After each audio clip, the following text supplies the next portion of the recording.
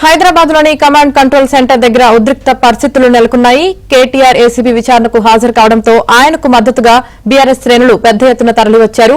ACB ఆఫీసుకు సమీపంలోని cafe Niloufer ఎదుట బీఆర్ఎస్ కార్యకర్తలు ఆందోళనకు దిగారు. ఇక ఇదే అంశానికి సంబంధించి పూర్తి సమాచారం మా ప్రతినిధి నరేష్ అందిస్తారు. నరేష్, కేటీఆర్ విచారణ నేపథ్యంలో తెలంగాణ భవన్ దగ్గర కాస్త ఉద్రిక్తత పరిస్థితి నెలకొంది. తెలంగాణ భవన్ ఏదైతే కేంద్ర కార్యాలయం బీఆర్ఎస్ పార్టీకి సంబంధించిన కేంద్ర కార్యాలయం దగ్గర మెయిన్ గేట్ కి పోలీసులు తాళం వేసిన నేపథ్యంలో బీఆర్ఎస్ క్యాడర్ అంతా కూడా కొంత ఆందోళన చేసిన పరిస్థితి. పక్కనే ఉన్న కమాండ్ కంట్రోల్ సెంటర్ ఏదైతే ఇంటిగ్రేటెడ్ కమాండ్ కంట్రోల్ సెంటర్ ఉందో అక్కడికి మధ్యాహ్నం ముఖ్యమంత్రి రేవంత్ రెడ్డి రాబోతున్న నేపథ్యంలో బీఆర్ఎస్ క్యాడర్ అంతా కూడా రేవంత్ రెడ్డిని అడ్డుకుంటారన్న సమాచారం నేపథ్యంలో ముందస్తు చర్యల్లో భాగంగా పోలీసులు ఈ పరిసర ప్రాంతాలన్నింటినీ కూడా వాళ్ళ చేతుల్లోకి తీసుకున్నారు. ఇప్పటికే నీలోఫర్ కేఫ్ ఏదైతే సిసిసికి ఆపోజిట్ లో ఉండే నీలోఫర్ కేఫ్ను కూడా ఇప్పటికే బంద్ చేయించారు.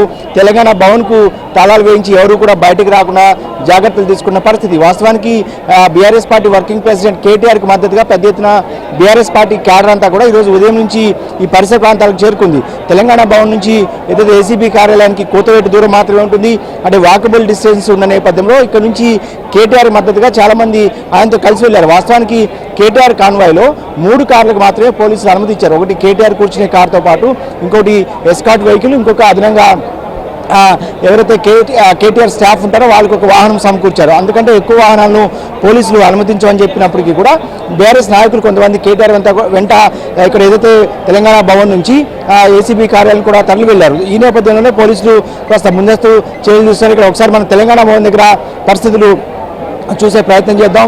పెద్ద ఎత్తున క్యాడర్ ఇప్పటికీ కూడా ఉదయం నుంచి వీళ్ళంతా కూడా ఇక్కడ చేరుకున్నారు. వీళ్ళంతా బయటకు వెళ్ళకుండా పోలీసులు అడ్డుకున్న నేపథ్యంలో క్యాడర్ అంతా కూడా లోపల వెయిట్ చేస్తుంది. కొంతమంది క్యాడర్ ఎవరైతే నాయకులు మాత్రమే లోపలికి బయటికి పోలీసులు అనుమతిస్తారు.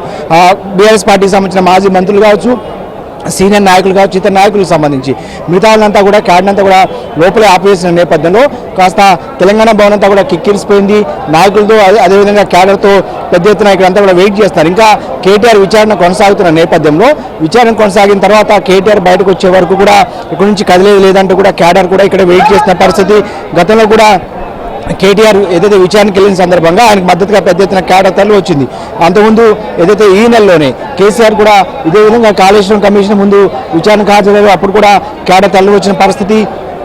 ఈ నేపథ్యంలోనే ఈరోజు కూడా పెద్ద ఎత్తున క్యాడర్ రావడంతో పోలీసులు ముందస్తు చర్యలకు దిగారు. పక్కనే కాసేపట్లోనే ముఖ్యమంత్రి రేవంత్ రెడ్డి మంత్రులతో సమీక్ష చేసే కార్యక్రమంలో భాగంగా కమాండ్ కంట్రోల్ సెంటర్కి రాబోతున్న నేపథ్యంలో ముఖ్యమంత్రి రేవంత్ రెడ్డిని బీఆర్ఎస్ క్యాడర్ అడ్డుకుంటుంది అన్న వార్తల నేపథ్యంలోనే ఈ చర్యల్లో భాగంగానే ముందస్తు చర్యల్లో భాగంగానే తాళం వేసినట్టు, అదేవిధంగా కొంతమంది బీఆర్ఎస్ క్యాడర్ని కూడా అదుపులోకి తీసుకుని అరెస్టులు కూడా జరిగాయి ఇంతకుముందే. సో ఇదే అంతకుమించి వేరే ఉద్దేశం లేదని పోలీసు వాళ్ళు చెప్తారు. కానీ పోలీస్ చర్యలను మాత్రం బీఆర్ఎస్ క్యాడర్ అయితే పూర్తిగా ఖండిస్తోంది. Right, thank you Naresh.